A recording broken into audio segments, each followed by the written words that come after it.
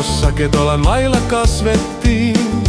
60-luvun kesäinen tie, Aholan kioski sievissä siellä. Vain muistoissa se elää. Anglikki ja Kyllikki tiskin takana hymyillen. Limsa oli harvinaista, siksi hetki oli juhla.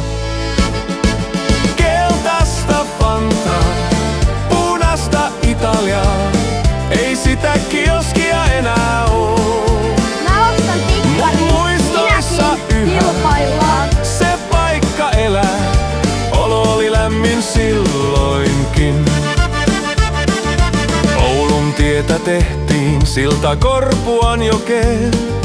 Työmaan poikki ajettiin keskeneräistä uutta tietä. Se aukaisi meille väylän Aholan kioskin luo. Kaikki tehtiin itse ja se riitti silloin. Tammella me uitiin, vesi virtasi hiljaa. Antin luona kisat pystyyn, urheilu oli veressä. Poussu Iitan talossa, elokuvat meitä ootti.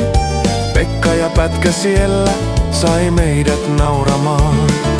Niemelän Hilman luona aina lämmin vastaanotto.